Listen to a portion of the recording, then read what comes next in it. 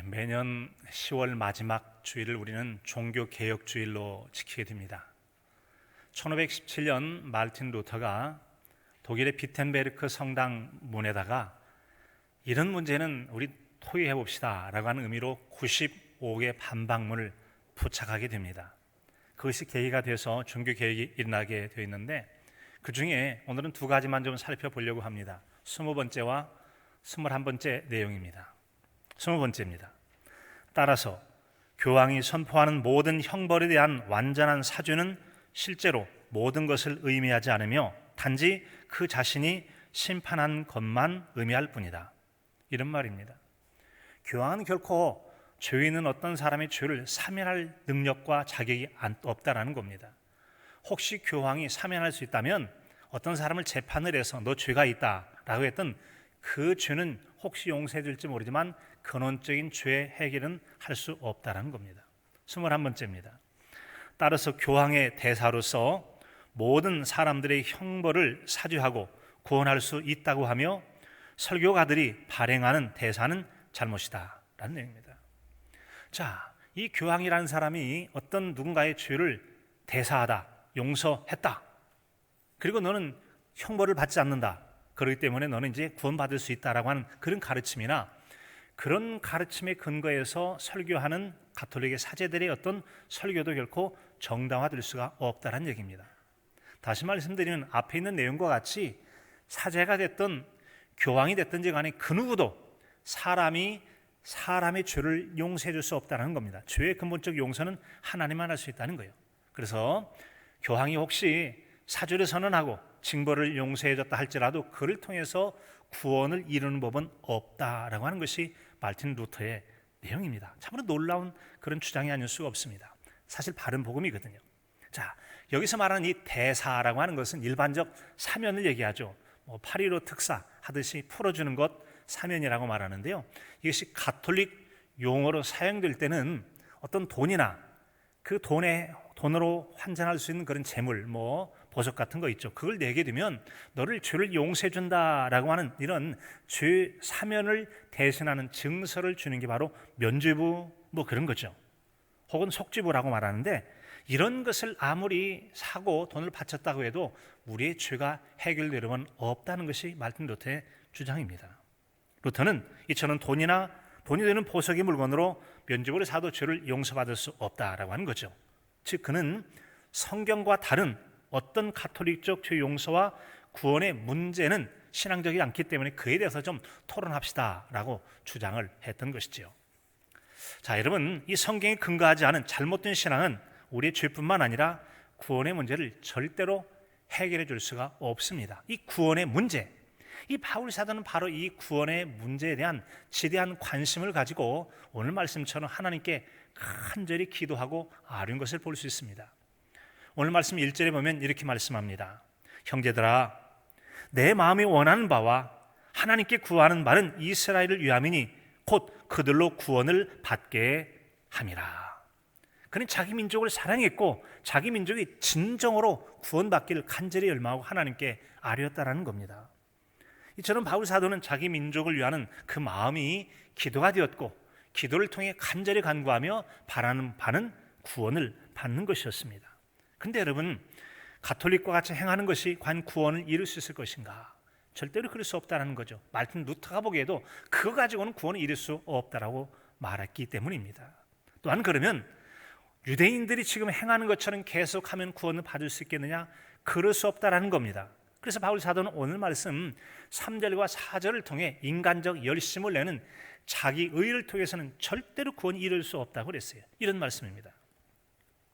하나님의 의를 모르고 자기 의를 세우려고 힘써 하나님의 의에 복종하지 아니하였느니라. 그리스도는 모든 믿는 자에게 의를 이루기 위하여 율법의 마침이 되시니라. 유대인들이 지금 이렇게 신앙생활 열심히 하는 그것에는 커다란 문제가 있다는 거죠. 왜인가 하면 그들은 하나님께서 예수 그리스도께서 우리 죄를 다 없이 하는 속죄의 은혜를 베풀어 주시려고 십자가에 달려 죽으셨습니다. 그리고 누구라도 예수 그리스도를 믿는 자마다 멸망하지 않고 영생을 얻는, 그리고 믿음으로 말미암아 의롭게 되어지는 하나님의 의의 방법, 하나님의 구원의 방법을 우리에게 제시해 주셨습니다. 그런데 유대인들은 그런 하나님의 방법인 예수 그리스도를 통한 믿음으로 말미암아 의롭게 되는 것보다는 내가 막 열심히 뭔가를 해가지고 자기 열심으로 의로워지려 함으로 오히려 하나님의 법을 멀리함으로 그들에게 참된 의를 이룰 수 없게 되었다. 그러므로 그들이 구원받게 있고 그들이야말로 진정 구원받아야 될 백성이다라고 하는 그런 안타까운 마음을 가지고 하나님께 기도하며 민족의 구원을 열망했던 것입니다. 여러분, 그렇습니다.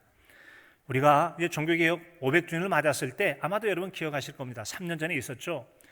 많은 교회들과 기관들에서 여러 가지 종교개혁 500주년을 생각해서 종교개혁 시대 때와 중세 때와 오늘의 시대, 또 오늘날의 이 교회 문제들 여러 가지 것들을 생각하면서 행사를 많이 했습니다. 그런데 여러분, 이제 종교개혁 500주년을 지난 3년 동안 우리는 얼마나 달라져 있습니까? 과연 개혁되었습니까? 세상 속에서 교회와 성도들을 향한 오히려 부정적 시각이 더 많아져 가고 있는 것이 오늘의 시대가 아닌가 생각이 되어집니다. 무엇이 문제일까요?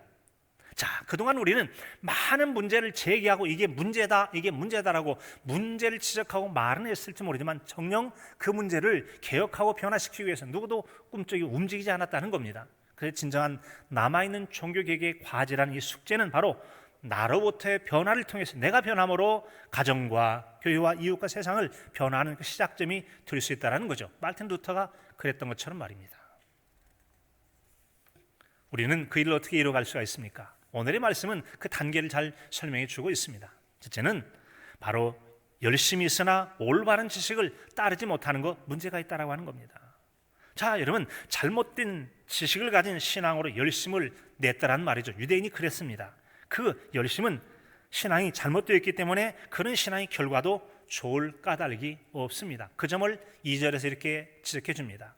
내가 증언하노니 그들이 하나님께 열심은 있으나 올바른 지식을 따른 것이 아니니라. 유대인으로 말할 것 같으면 참 열심히 있었습니다. 그 열심 가운데 종교적 열심이 있었죠.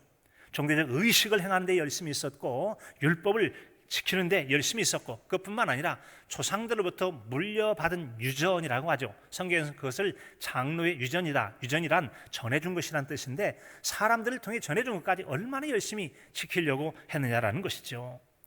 그들의 열심을 잘 대변하는 것은 바로 유대인들이 지키는 613가지의 계명을 생각할 수 있습니다. 그들은 창세기부터 시작해서 출애굽기, 레위기, 민수기, 신명기에는 이 5권을 우리가 모세 오경이라고 말하는데 이 모세 오경에서 613가지의 계명을 출연했습니다. 그리고는 365가지의 하지 말거라, 매일같이 하지 말 것들, 그리고 248가지의 행하라라고 하는 행위명령과 금지명령을 함께 받고 그걸 지키려고 열심을 냈습니다. 사실 신앙생활 잘하려는 열심은 좋은 것이지요. 그런 열심을 잊지 않고 몸에도 기억하려고 머리에 묶고 팔에 묶고 심지어는 그들이 옷에 입는 옷, 우리만의 양복의 끝자락 같은 그곳에 찌찌트라고 하는 실타래를 달고 다니죠. 613가지의 실타래, 이것은 곧 율법을 상징하는 겁니다. 이 계명들을 상징해서 이걸 지켜보자라고 하는 그런 얼마나 열심을 냈습니까? 자, 이 같은 그의 열심의 신앙적 근거는 신명기 30장 15절에는 보라, 내가 오늘 생명과 복, 사망과 화를 내 앞에 두었다라고 했어요.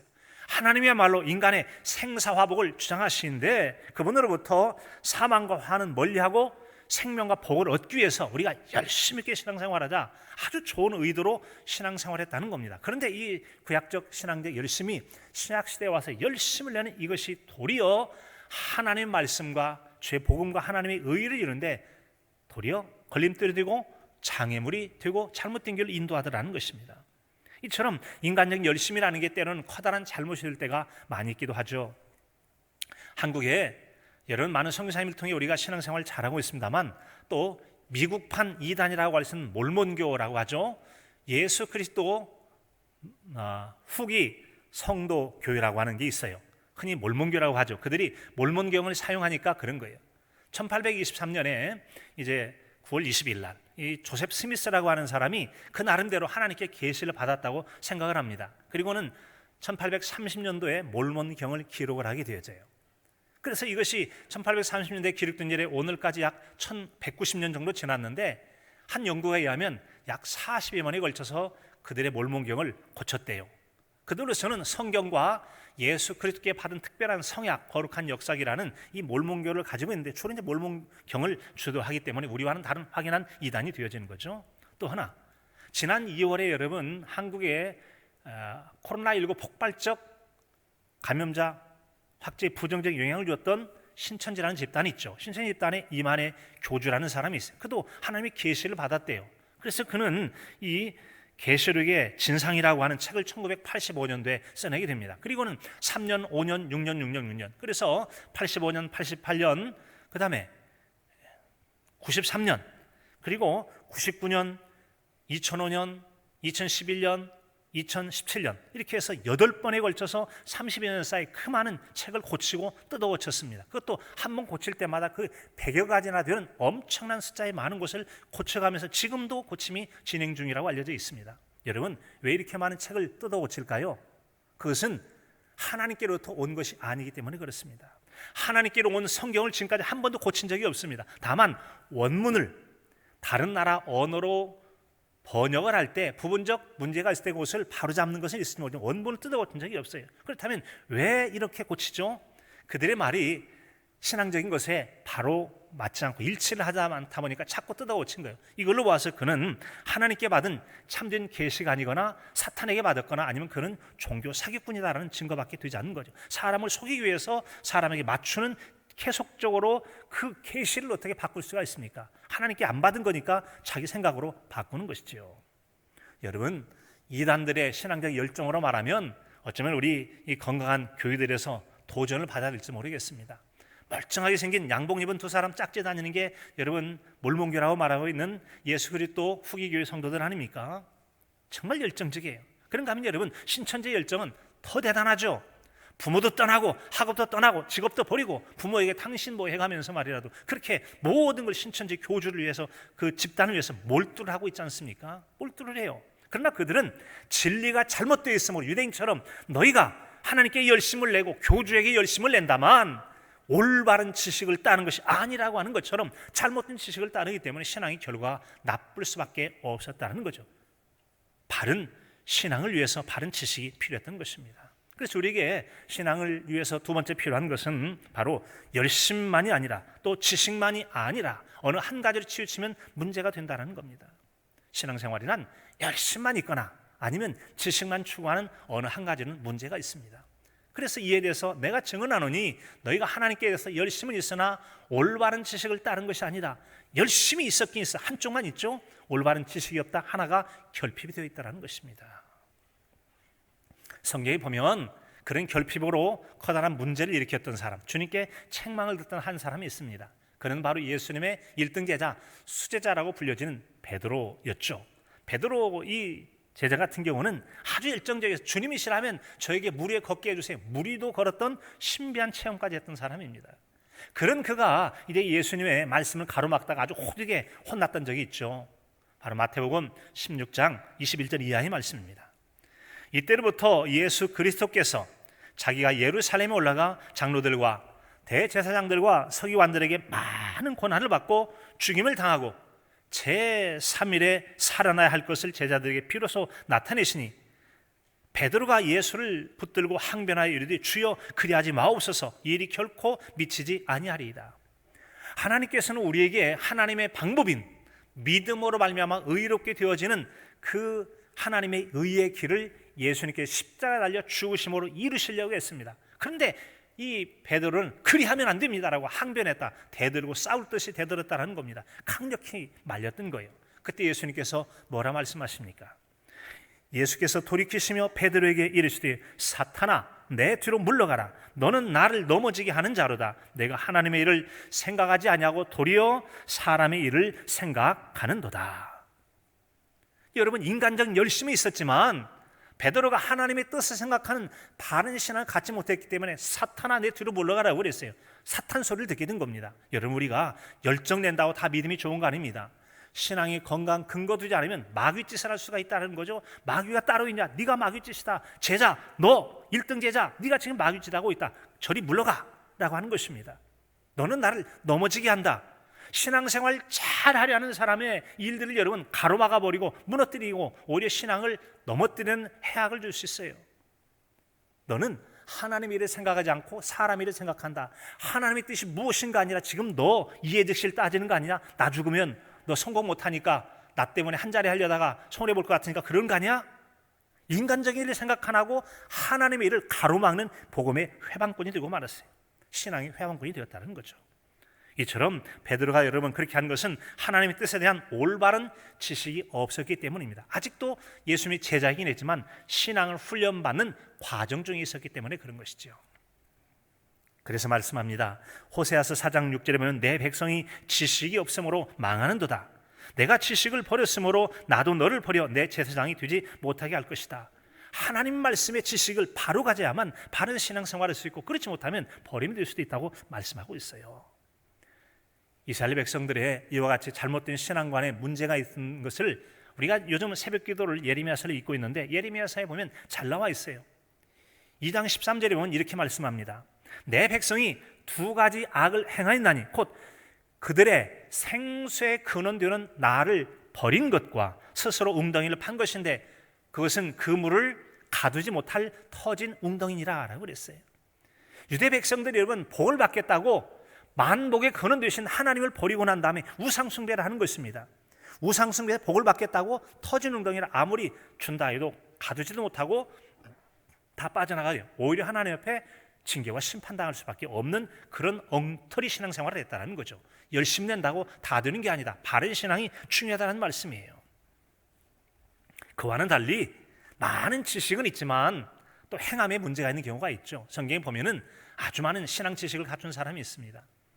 예수님 당시에 그런 지식인을 볼 수 없을 정도의 바리새인들, 서기관들, 성경을 필사하고 연구하고 가르치는 사람들이잖아요. 종교 지도자로서 그들의 신앙 지식은 굉장히 훌륭했어요. 오죽하면 예수님께서 행위는 본받지 말아도 그 사람들의 지식은 배워라 할 정도로 지식에 있어서는 뛰어난 지식을 가진 사람이었습니다. 하지만 그들은 여러분 많은 지식을 가지고 있음에도 불구하고 기록된 바 복음의 말씀에 따라 손가락 하나 까딱하지도 않고 남에게 시키기만 했던 거죠. 그래서 그들의 많은 지식이 빛을 잃게 되었다는 겁니다. 그들에게는 행함이 필요했던 거예요. 바로 그런 신앙인 것 같은 사람들을 위해서 하나님이 야고보 사도를 통해서 우리에게 이렇게 들려주십니다.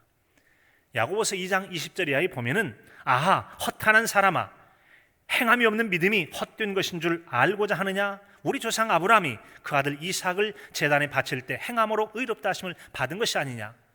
내가 보거니와 믿음이 그의 행함과 함께 일하고 행함으로 믿음이 온전하게 되느니라. 그러므로 행함이 없는 믿음은 죽은 것이다.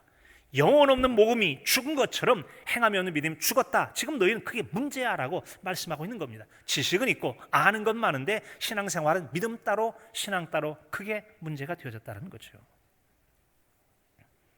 우리 주님께서 바라시는 신앙은 어느 한쪽에 치우쳐 다른 쪽이 결핍되는 것을 결코 바라지 않으셨다는 말씀입니다.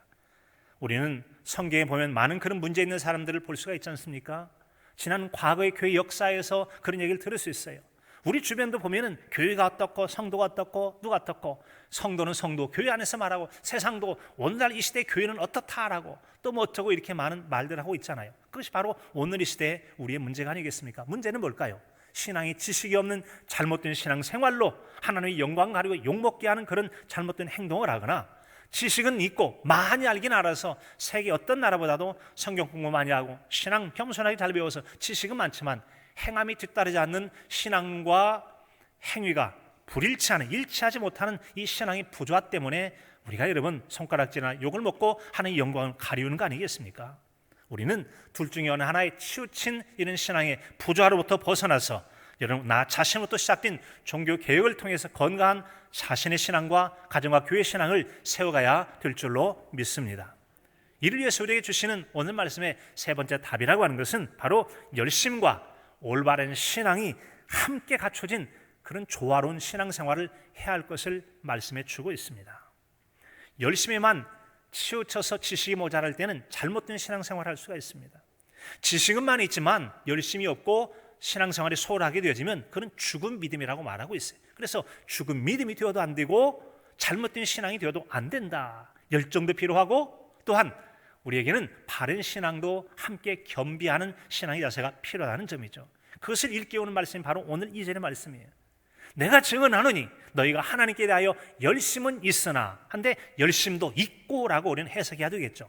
그것은 올바른 믿음을 따른 것이 아니다. 올바른 믿음을 따라가야 되겠죠. 올바른 믿음을 따라가면서 열정이 있고 열정이 있으면서 올바른 믿음을 따라가면 바로 그거야 라고 하는 제대로 된 신앙생활을 할 수 있다는 것이죠. 신앙인에게 하나님을 향한 믿음의 열심과 복음에 대한 올바른 지식이라고 하는 것은 동전의 양면과 같이 떼려야 뗄 수 없는 불가분의 관계라고 말할 수 있습니다. 우리 믿음의 열심은 있으나 지식이 결핍되면 잘못된 믿음이 되죠. 또한 올바른 지식은 있으나 아무런 열심이 없는, 그것은 행함이 없는 믿음으로 죽은 믿음이라고 할 수 있어요. 그래서 우리에게 하나님을 향한 믿음의 열심과 올바른 믿음에 대한 지식이라는 이 두 바퀴가 마치 두 바퀴로 달려가는 마차의 두 바퀴처럼 각각 모두가 필요하다는 겁니다. 만약에 열심이 있고 믿음이 없다면 마차가 어떻게 하죠? 뱅뱅뱅 돌고 말아요. 하나가 안 가니까. 마찬가지로 열심은 없고 믿음의 지식만 있다. 그러면 또 한쪽으로 뱅뱅 돌죠. 그래서 앞으로 제대로 나가려면 믿음의 열정과 건강한 지식, 신앙의 믿음이 함께 겸비해야 된다는 것이죠. 자, 이처럼 우리가 구원의 은총을 받는 성도가 하나님의 은혜에 응답하는 신앙생활을 하려면 열정적인 신앙이 필요합니다. 자, 우리는 오늘의 말씀을 통해서 이제 꼭 필요한 이 신앙의 열정적인 부분, 이 부분을 한번 살펴보려고 해요. 바른 믿음이 필요하고 신앙의 열정이 필요하다라는 점을 살펴보려 합니다. 자, 이 열정에 대한 부분은 예수님께서 요한계시록 2장과 3장에서 아시아에 있는 7교회를 향하여 각각의 말씀을 주시는데 그 7교회 중에 마지막 7번째 교회인 라오디게아 교회에 주는 말씀을 통해서 우리에게 열정적인 신앙을 회복할 것을 말씀해 주고 있습니다. 요한계시록 3장 15절로 16절의 말씀입니다. 내가 내 행위를 아노니 내가 차지도 아니하고 뜨겁지도 아니하도다. 내가 차든지 뜨겁든지 하기를 원하노라. 내가 이같이 미지근하여 뜨겁지도 아니하고 차지도 아니하니 내 입에서 너를 토하여 버리리라. 정말 신앙적인 분명하게 열정을 내든지 그렇게 차갑고 냉철하든지 그렇게 해서 바른 신앙생활을 제대로 할 것을 말씀해 준 것입니다.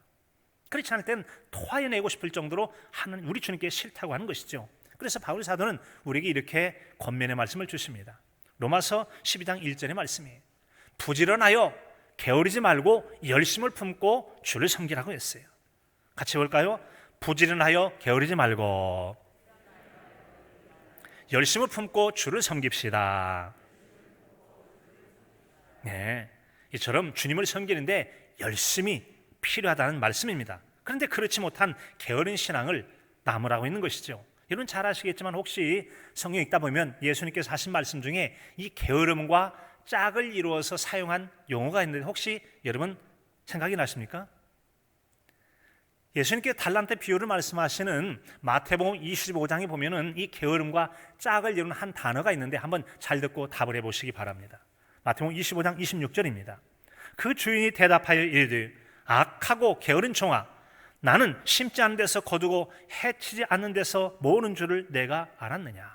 여러분, 게으름과 짝을 이룬 단어가 뭐였습니까? 악한 것입니다. 악이란 말은 나쁜 것을 의미하잖아요. 자, 이처럼 나쁜 악과 짝을 이루고 있는 게으름도 신앙적으로 부정적으로 사용하는 것입니다. 그래서 우리에게 여러분 게으름보다 우리는 부지런하고 열정을 나타내기를 원하고 계신 것입니다. 이처럼 우리에게 열정이 필요한데 말이죠. 이런 바울 사도에게 있어서 이제 열정을 보겠는데 그는 우리가 잘 알죠. 신학성경 13권의 책을 주님께로부터 감동받아 쓴 것처럼 신앙적 지식에 있어서는 충만한 사람이었습니다. 그런데 자칫 신앙적 지식이 충만한 사람은 초대교회 때 혹은 예수님 시대 때 바리새인이나 혹은 여러분 서기관과 같이 지식은 많으나 신앙생활이 매우 소홀해서 신앙의 부조화를 이룰 가능성이 많이 있습니다. 그런데 바울 사도는 그렇지 않았어요.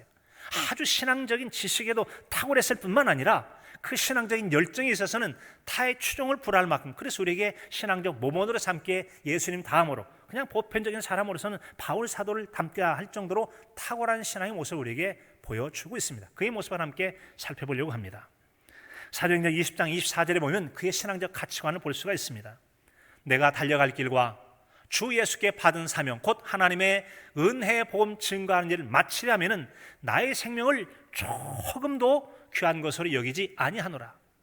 하나님께 나에게 사명을 주셨다. 내가 그 사명을 이루는 데는 내 목숨 따위는 희치 않고 정말 온 마음 전심 다해서 그 주신 사명을 감당하겠다고 하는 그의 신앙관을 들을 수가 있습니다.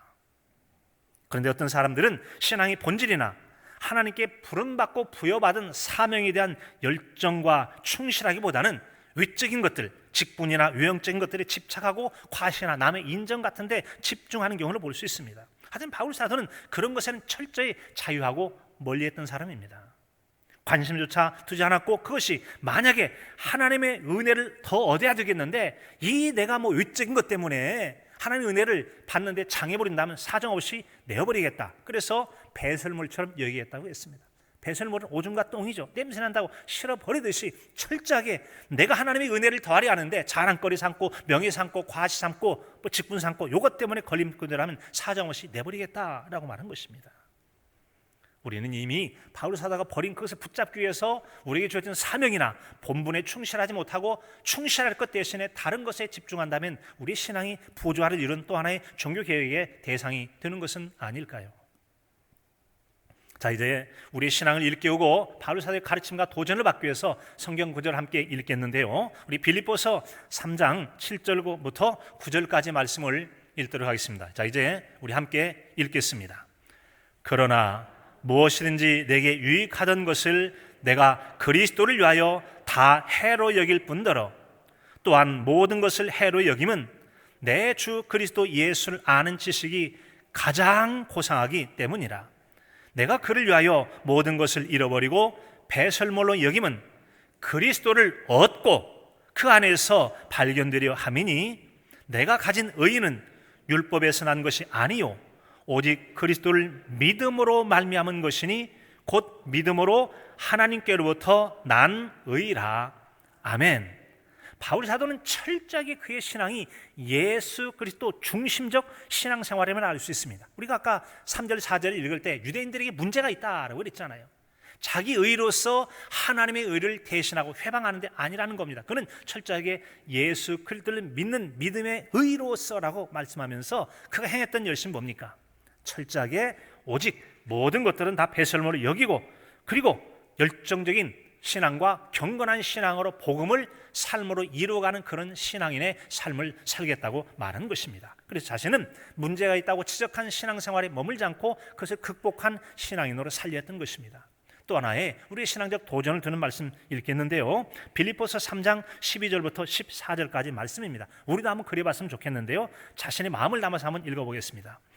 내가 이미 얻었다 함도 아니요 온전히 이루었다 함도 아니라 오직 내가 그리스도 예수께 잡힌받은 그것을 잡으려고 달려가노라. 형제들아, 나는 아직 내가 잡은 줄로 여기지 아니하고 오직 한 일, 즉 뒤에 있는 것은 잊어버리고 앞에 있는 것을 잡으려고 푯대를 향하여 그리스도 예수 안에서 하나님이 위에서 부르신 부름의 상을 위하여 달려가노라. 아멘. 오직 한 가지 마음이 있다면 나는 이 땅이 아니라 하나님께서 내게 상 주신다는 상 바라보고 죽기 살기로 달려가겠다는 겁니다. 지금 그의 나이가 어느 정도 됐는데 아직 이런 겁니까?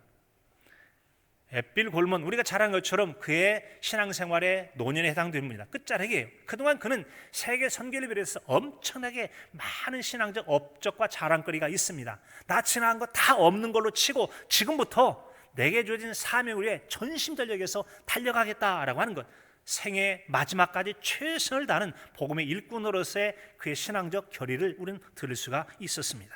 여러분, 이것입니다. 따라서 그는 철저하게 예수에게 초점을 맞춘 신앙으로서 그가 인생의 수고한 어떤 것도 한 가지 헛된 일이 없이 모두가 주 앞에 상 받을 만한 아름다운 신앙의 경주자의 삶을 살았다고 하는 것이죠. 그래서 그는 어느 누구보다도 예수님을 가장 많이 닮은 사도의 모습을 보여주고 있습니다. 그런 그였기 때문에 그를 잘 아는 성도들이 기꺼이 이렇게 말할 수 있었어요. 바로 고린도전서 12장 1절의 말씀이죠. 내가 그리스도를 본받는 자 된 것 같이 너희는 나를 본받는 자가 되라라고 말하고 있습니다. 바울 사도는 여러 신앙이 훌륭한 사람들이 있었다고 하겠습니다만 다른 사람 예를 들지 않고 내가 바로 여러분과 함께 생활했지 않습니까? 다른 사람이 아닌 내 삶이 신앙적 지식의 가르침과 말씀을 어떻게 살았는지 내 삶의 모범을 통해 여러분이 배우길 바랍니다라고 말하므로 이 바울 사도가 이 복음과 그리고 신앙적 열정이 얼마나 조화를 이룬 매우 훌륭한 신앙인, 경건한 신앙인, 본이 되는 신앙인의 삶을 사는지를 우리에게 들려주고 있습니다. 그는 오늘 1절 말씀에 보면은 자기 동족인 유대 백성들을 향한 간절한 소망이 있다고 그랬어요. 하나님께 간절히 기도했습니다. 무엇이죠? 바로 민족의 구원이었던 것입니다. 따라서 우리의 열정이라고 하는 것도 어떤 일에 대한 열정보다는 영혼을 사랑하고 영혼을 구원하는 일에 초점을 맞춰 그 일에 전심전력을 해야 될 겁니다. 열심을 내든 다툼을 이루든 그 어떤 것이라도 정말 그것이 영혼 구원에 도움이 되는 것이냐, 전도하는데 선교하는데 온 마음과 힘을 모으는 것이냐, 아니면 허탄한데 힘을 쓰고 허탄한데 마음을 빼앗겨서 갈등하고 다툼을 이루는 것이냐, 우리는 신앙적인 초점을 분명히 해야 될 것입니다. 바울 사도는 이와 같이 교회와 성도가 전도를 통한 영혼 구원을 하는데 힘을 모으는 것이 바로 교회와 신앙인으로서 가장 중요한 신앙의 목표라는 걸 다시 한번 우리에게 들려주고 있습니다. 그 목표는 바로 전도와 선교를 통해 우리 신앙의 최우선의 일을 감당하는 것이죠. 그럴 때야말로 신앙인은 신앙인다울 수 있는 것이고 교회는 교회다운 교회, 아름다운 교회가 될 수 있다는 것을 말씀해 주는 것입니다. 그럴 때 하나님께서 기뻐 영광을 받게 될 줄로 믿습니다. 그는 여러분 우리에게 신앙에 있어서 신앙의 속도와 방향이 균형을 잡는 게 필요한 걸 말씀해 줍니다. 속도는 있는데 방향이 잘못되면 엉뚱한 방향으로 가잖아요.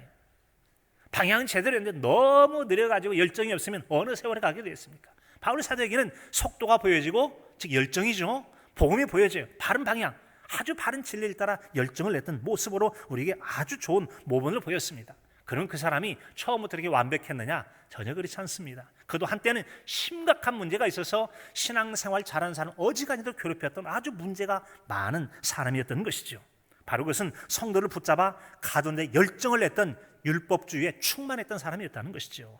그런 그가 속사람이 변하고 예수 그리스도를 만남으로 거듭나게 되었을 때 열정을 가진 복음의 일꾼이 될 수가 있었다는 것이죠. 그는 진정으로 그 자신으로부터의 변화를 통해서 민족을 구원하는 자가 되고 온 세계를 구원하는 진정한 복음의 사도가 될 수 있었던 거 아니겠습니까? 여러분, 그가 그랬다면 우리 또한 그럴 수 있을 줄로 믿습니다. 우리도 나로부터의 변화를 통해서 나의 자신과 가정과 교회와 세상의 변화를 가져오는 종교개혁에 남은 과제를 이루어갈 종교개혁자의 삶을 우리 자신이 이 시대에 살아갈 수가 있다고 하는 것이죠. 그런 사람에게는 하나님께서 복을 주십니다. 복을 따르게 되어져요. 바울 사도는 디모데에게 보낸 디모데후서 4장 7절에서 이렇게 말씀합니다. 나는 선한 싸움을 싸우고 나의 달려갈 길을 마치고 믿음을 지켰으니 이제 후로는 나를 위하여 의의 면류관이 예비되어 있으므로 주 곧 의로우신 재판장이 그날에 내게 주실 것이며 내게만 아니라 주의 나타나심을 사모하는 모든 자의 개니라. 아멘. 여러분, 누구라도 바울 사도와 같이 바른 복음과 열정을 낸다면 하나님께 예비하신 면류관을 받을 수 있을 거라고 말씀해 주고 계십니다. 사랑하는 성도 여러분, 2020년도 종교개혁주를 맞이해서 나로부터 시작된 올바른 신앙의 지식과 열정을 갖춘 믿음을 통해서 다시 한번 나의 회복과 가정과 교회의 회복을 이루어가야 될 줄로 믿습니다. 이런 하나님의 영광을 돌리는 이런 삶을 살아갈 때 세상에 빛된 삶이 주의 영광이고 우리 개인에게 놀라운 상이 따르게 될 것입니다. 성경에 예비하신 상급이 있다고 말씀하죠. 어떤 얘기는 영화의 면류관, 의의 면류관, 생명의 면류관, 자랑의 면류관, 영광의 면류관을 주실 것이라고 말씀합니다. 바라기는 종교개혁주를 맞이해서 나로부터 시작되어진 이 신앙적 변화의 건강한 회복을 통해서 종교개혁의 남은 과제를 이루감을 통하여 하나님 예비하신 그런 면류관을 받는 믿음의 승리자가 될 수 있기를 간절함으로 축복합니다. 하나님 아버지, 나로부터 시작되어진 신앙적 변화를 통해서 종교개혁의 남은